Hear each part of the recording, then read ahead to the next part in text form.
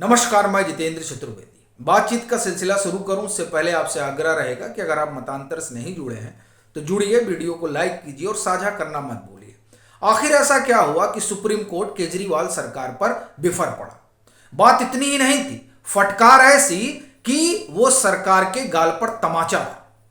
Court ने सवाल खड़े किए और वो सवाल इतने बड़े और गंभीर हैं कि आपकी सरकार थर थर कांपने लगी। कोर्ट ने कहा कि पिछले 6 साल से आपने किया क्या है, और यहीं तक बात नहीं रुकी। कोर्ट ने आगे टिप्पणी की और वो टिप्पणी अरविंद केजरीवाल की सरकार को कटघरे में खड़ा करती है और उससे यह भी बात निकल कर आती है कि केजरीवाल सरकार के कामकाज का जो ढर्रा है उससे सुप्रीम कोर्ट भी वाकिफ है और वो देख रहा है कि किस तरह से केजरीवाल सरकार चला रहे हैं, और उस चलाने में सिर्फ राजनीति है। उन 2 करोड़ लोगों से इनका कोई सरोकार नहीं है। और ये क्यों कह रहा हूं? क्योंकि सुप्रीम कोर्ट की जो आगे की टिप्पणी है वो दरअसल इसी ओर इशारा करती है। कोर्ट ने कहा कि जब तक हमारा चाबुक चलता नहीं है तब तक आप लोगों के कान पर जूं नहीं रेंगती है। दिल्ली सरकार पर इतनी सख्त टिप्पणी सुप्रीम कोर्ट ने की। क्या कुछ रहा उसी पर हम लोग विस्तार से बात करेंगे। आपको ध्यान होगा कि पिछले 10-15 रोज से अरविंद केजरीवाल और उनकी सरकार राजनीति कर रही है। और वो किस पर राजनीति हो रही है? उस दम घोटू हवा पर राजनीति हो रही है जिसके लिए सबसे बड़ी जिम्मेदारी अगर किसी की तय हो रही है तो वो पंजाब है। और भी स्टेट है जो जाहिर सी बात है जो एनसीआर में और स्टेट की सीमाएं लग रही हैं, उनकी भी एक भूमिका है, लेकिन सबसे बड़ी भूमिका पंजाब की है। लेकिन उससे अरविंद केजरीवाल भाग रहे हैं क्योंकि वहां उनकी सरकार है। और आप देखिए कि स्वांग क्या चल रहा है।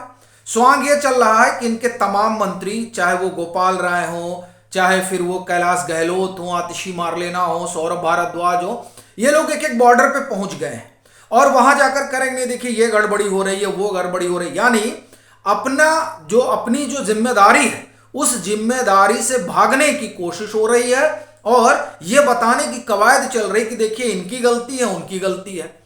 लेकिन सुप्रीम कोर्ट ने ये सारी बातें समझ ली कि ये दरअसल ये राजनीति कर रहे हैं। इसीलिए जो कुछ सुप्रीम कोर्ट ने कहा उसको मैं बताऊं उससे पहले 2-3 चीजें आप जान लीजिए।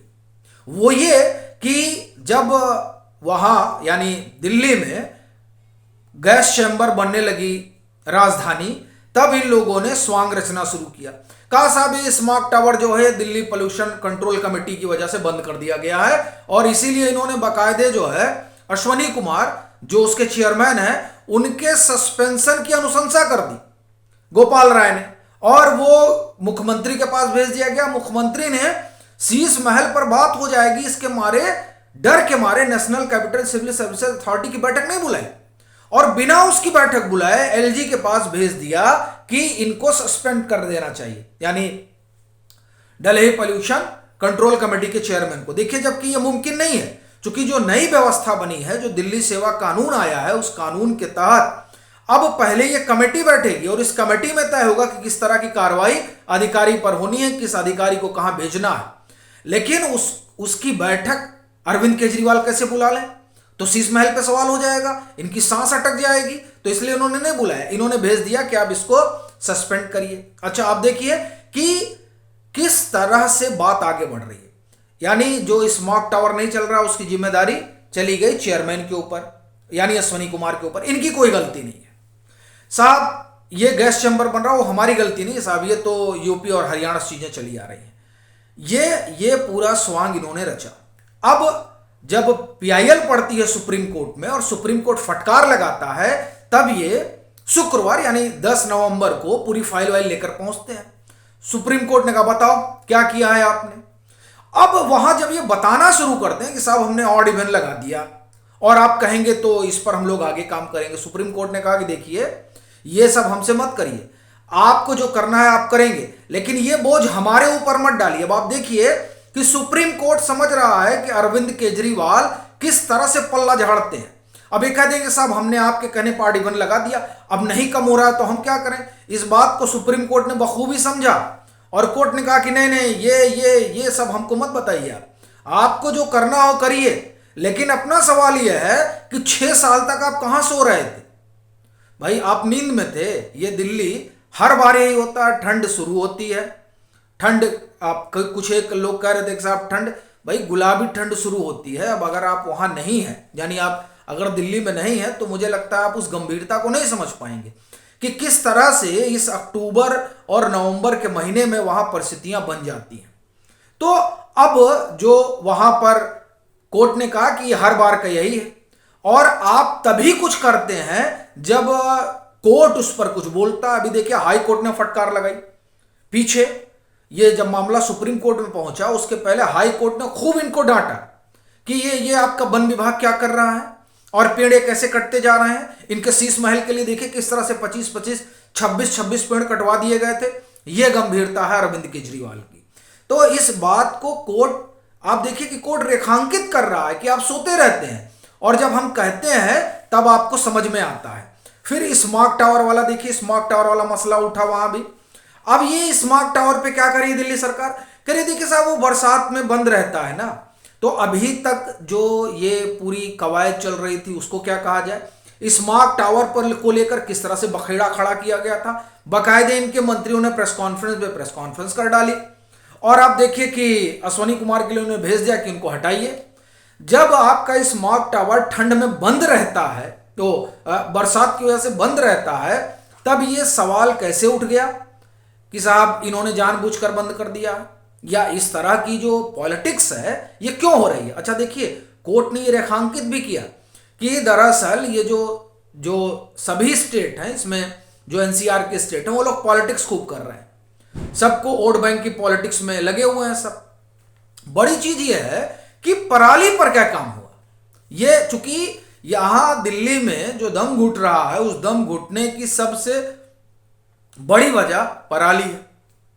अब क्या हो रहा है साहब पराली पे? तो सुप्रीम कोर्ट ने कहा कि देखिए ऐसा है कि आप एफआईआर दर्ज करेंगे तो वो सब कोई सोल्यूशन नहीं है, क्योंकि अभी आप एफआईआर दर्ज करेंगे, फिर सबको वोट चाहिए किसानों का, तो फिर आप एफआईआर विड्रॉल कर लेंगे, तो ये कोई सोल्यूशन तो नहीं हो सकता। क्या किया जाए? कोर्ट ने कहा कि आप व्यवस्था ये करिए कि जो लोग पराली जला रहे हैं उनको आप अगले साल एमएसपी मत दीजिए। हालांकि ये अपने आप में बहुत बड़ा इशू हो जाएगा जो माननीय न्यायालय ने कहा, लेकिन बड़ी चीज यह है कि अरविंद केजरीवाल किस तरह की राजनीति कर रहे हैं, इस राजनीति से सुप्रीम कोर्ट भी वाकिफ है। अब देखिए ऑड इवन को लेकर उन्होंने खूब शोर मचाया था, और अभी तक कोई भी जो स्टडी हुई है वो साइंटिफिकली ये तो नहीं बता रही कि इस ऑड इवन से कोई फायदा होने वाला है, क्योंकि दिल्ली का दम तो उस धुएं से घुट रहा है, और देखिए जब हवा चलेगी तभी धुआं इधर उधर होगा।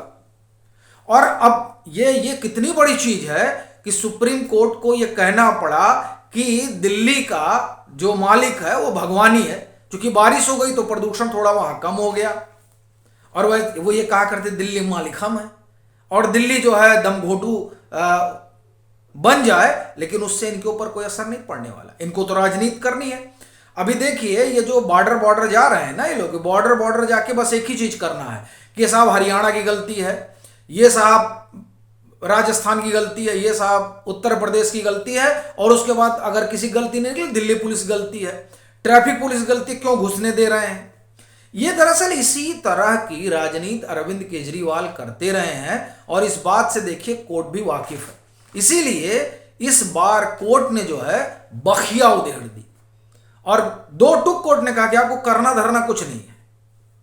यह जब सवाल उठ गया कि 6 साल में आपने किया क्या है, तो जाहिर सी बात है कि वो आम आदमी पार्टी की सरकार जो काम करने का दावा करती है कि साहब हम ही एक काम करते हैं, उसके काम पर ही सवालिया निशान खड़ा हो जाता है।